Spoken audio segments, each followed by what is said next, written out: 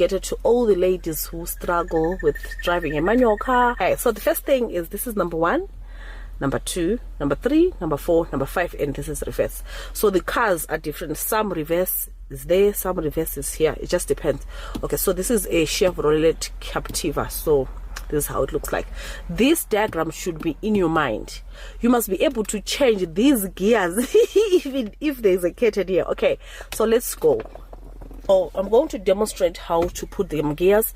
So we said number 1 is far on your left. So there we go. This is number 1.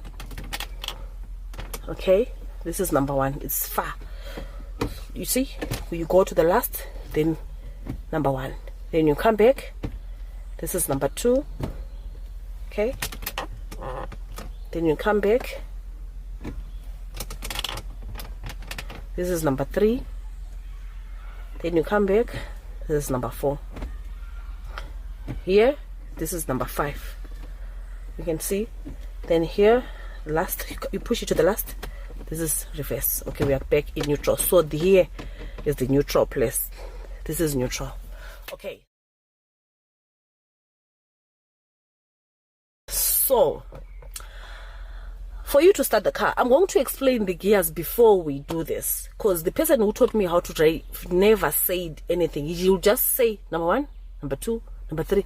Then I would wonder, why do I have to change the gears? Okay, so I'm going to explain to you. Number 1, this is the starting gear. This is a heavy gear that has got power to make your car start to make your car to start moving. I'm thinking in my language and translating to English, so it's difficult. Okay, so number 1 is a powerful gear. Is the gear that makes your car to start off, to start moving. In a mandla le gear. Then number 2. So from number 1 you go to number 2, as you can see. Number 2, we usually use number 2 when we are turning. Okay, so when you are on number 3, let's say you're driving. Come back. Okay, let's say you are driving and you are in number 3. When you are turning, you come back to number 2. Okay, then number 3 is a gear that I usually use when we are going up the hill. You understand me? So when, let's say we are driving, we are in number 5, traveling gear. Then we see a mountain, we come back to number 4. Then if my car doesn't have power, I come back to number 3. So in most cases, if it's a small mountain, you just go up. But if the mountain is very, very high, sometimes you come back to number 2.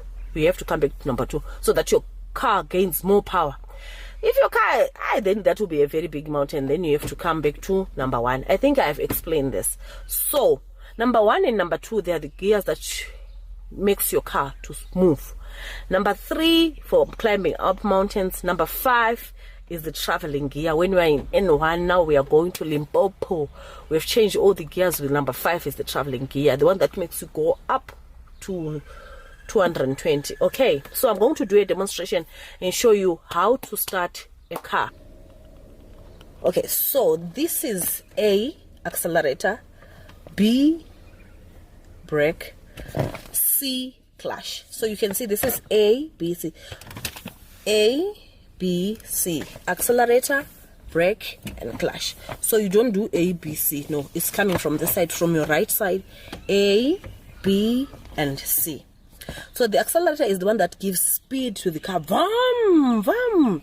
This is a brake and this is a clutch. So your clutch should be your friend. You understand me? Because for you to brake the car, I know if you're a man, you've got different ways of driving. But if you're a woman, for you to stop the car, you press your clutch in, then you press your brake. Then your car is going to stop. Okay, for you to put gears in, you need to press the clutch in, then you put number 1. Okay. I know my husband has got a different way of driving. He doesn't press the clutch, he just goes to the brake. But my driving school, they taught me that you press the clutch and the brake. Okay, so that's how I'm going to teach you. And okay, you guys, one thing that I want to say is never do this alone. So we're going to start the car. I want to start the car with you guys. The first thing that I'm going to do, let me close the door. It's not going to be easy for me to be filming this whole situation here, but I'll try by God's grace. Okay, so the first thing is you put your key on. So when you're putting your key on, make sure that your car is in neutral. Make sure that your car is in neutral so that it doesn't jump, because it has a thing of jumping.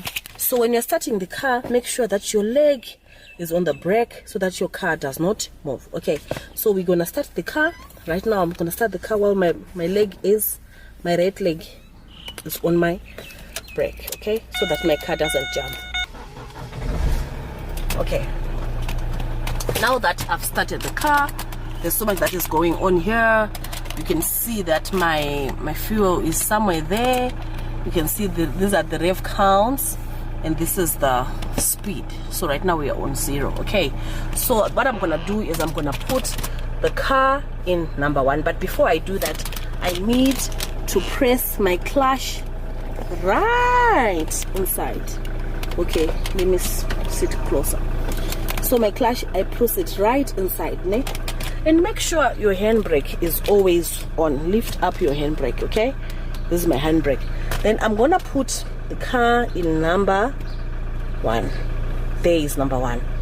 So after this,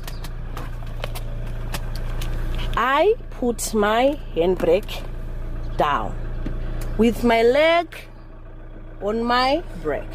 If you lift up your brake,